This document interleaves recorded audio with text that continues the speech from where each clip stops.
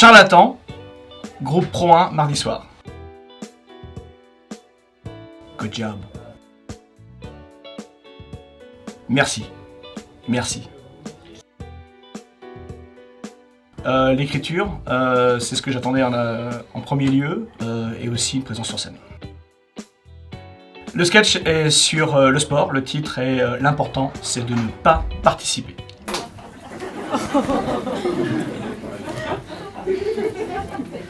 Y a-t-il des sportifs dans la salle? Ouais. Ils sont contents. Vous avez remarqué à quel point le sport est devenu une véritable religion? Bon, que personnellement, je pratique pas. Je m'emmerde.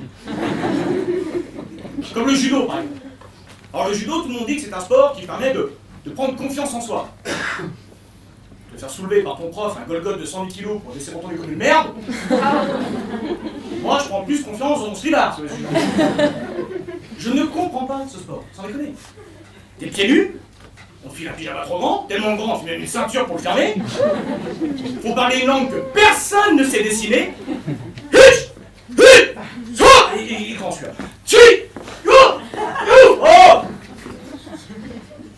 Bon, pour le pyjama, je dis rien, mais on peut au moins compter en français. L'aviron, tiens, l'aviron, c'est pareil. 6 connards sur une pirogue avec une feillasse à l'arrière qui leur gueule dessus. J'ai pourtant pas l'impression qu'on ait vraiment besoin de leur dire où aller. C'est tout droit. Il n'y a même pas de virage.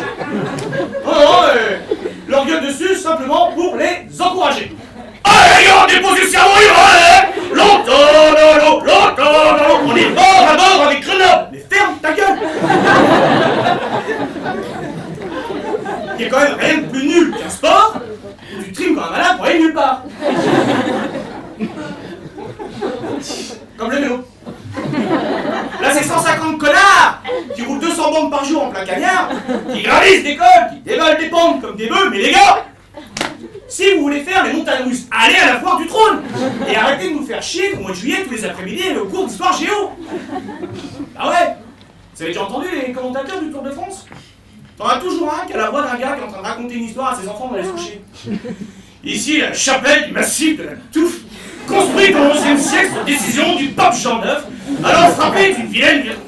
Ah, la foutre!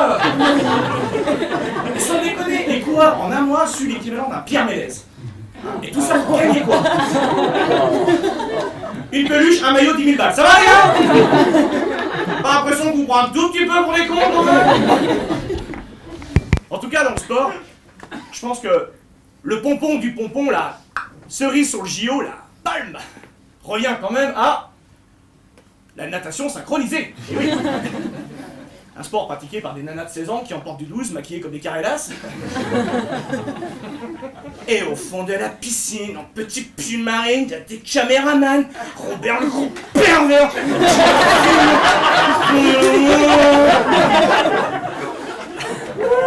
Véridique.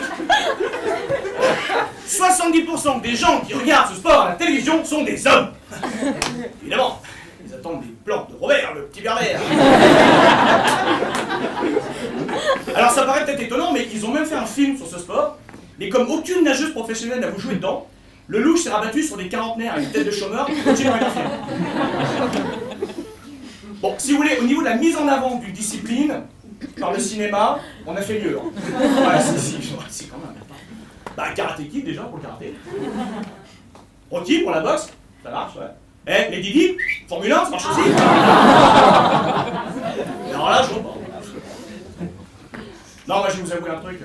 Si je devais faire du sport, je ferais sumo. C'est génial, sumo! Et c'est quand même bien le seul sport où le régime est interdit. Plus t'es gros, plus ça marche. Et au Japon, t'es sumo, t'es un demi-dieu. Les nanas te courent, enfin, te marchent après. Alors voilà. Ça c'est un sport pour moi.